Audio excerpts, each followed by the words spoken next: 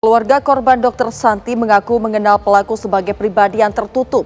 Hubungan korban dengan Firdaus terlihat biasa saja, bahkan keluarga korban mengetahui pelaku adalah teman masa kecil korban. Inilah serial tabir dokter tewas di tangan tetangga, korban tewas di tangan teman masa kecil.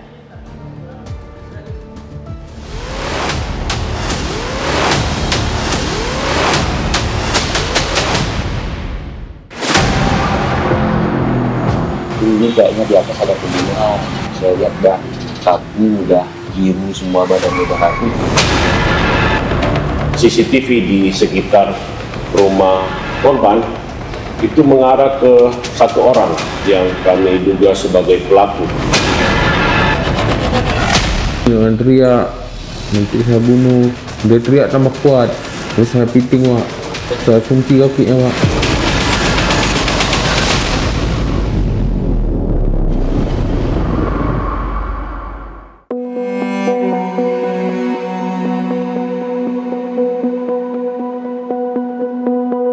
Di mata keluarga, sosok Dr. Santi Hastuti dikenal sebagai pribadi yang tertutup.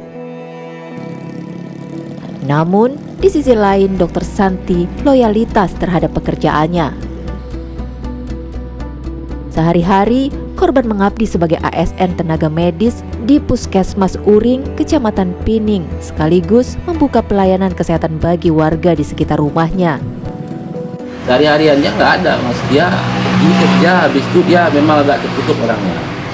Nggak terlalu banyak. Kalau sama saya pun misalnya berhubungan lewat telepon apa itu, kebanyakan itu dia yang hubungi saya. Kalau saya hubungi dia kadang nggak diangkat.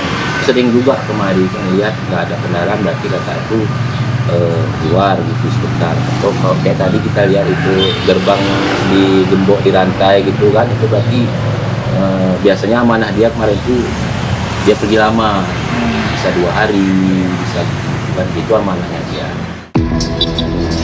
Keluarga korban yang juga mengenal pelaku tak pernah curiga bahwa pelaku dapat melakukan tindakan keji terhadap Dr. Santi. Sebagai warga yang tinggal di lingkungan yang sama, hubungan antar pelaku dan korban terbilang biasa saja. Bahkan di masa kecilnya, pelaku diketahui sempat main di rumah korban.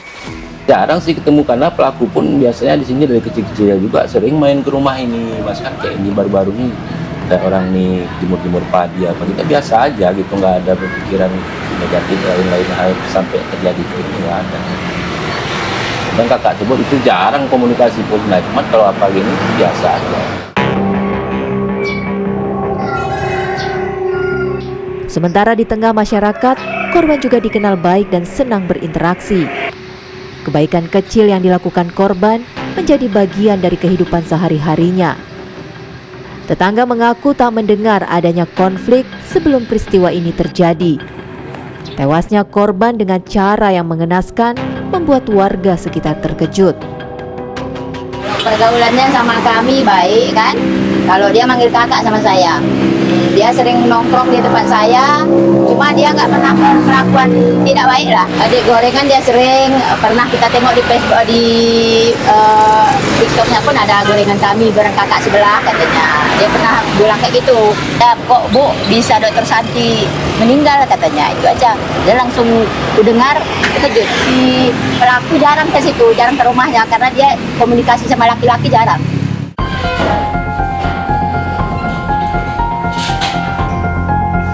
Di sisi lain, sosok pelaku di mata tetangganya juga tak menunjukkan tanda-tanda yang mencurigakan. Meski pelaku dikenal tertutup. Namun pelaku kesehariannya masih berinteraksi dengan warga di sekitarnya. Bahkan, tetangga sendiri tidak segan untuk membantu pelaku ketika membutuhkan pertolongan. Pelaku pembunuhan ini dibilang cukup dekat dengan kami sebagai konter karena dia sering juga membeli dana, pulsa apa segala macam, dan beberapa kali juga meminjam alat-alat seperti kadang-kadang mau minjam obeng ataupun sepeda motor saya juga dipinjam juga. Pelaku pembunuhan ini kalau di masyarakat terbilang cukup senyap ataupun nggak terlalu terbuka. Dimana kalau untuk saya di konter juga sering beberapa kali mengisi saldo istilah dana ataupun GoPay. Masuk dari mana? Di tengah duka yang masih menyelimuti, keluarga berharap proses hukum dapat berjalan dengan adil. Tindakan pelaku yang terbilang sadis patut mendapatkan hukuman yang setimpal. Saya pribadi harapannya itu diusut tuntas, kalau mungkin ada pengembangan lain pun pihak kepolisian pun bisa membuka peradilan. Dan harapan saya untuk korban tersebut, untuk pelaku ya dihukum seberat-beratnya, karena ya sesuai dengan tindakan dia sama alamat rumah kakak saya kan. Kalau dibilang cukup sadis, ya sangat sadis. Selain bagi keluarga korban, peristiwa ini juga meninggalkan rasa kehilangan mendalam bagi warga sekitar. Tak ada yang menyangka aksi kekerasan tersebut terjadi di lingkungan yang sebelumnya terlihat tenang dan aman.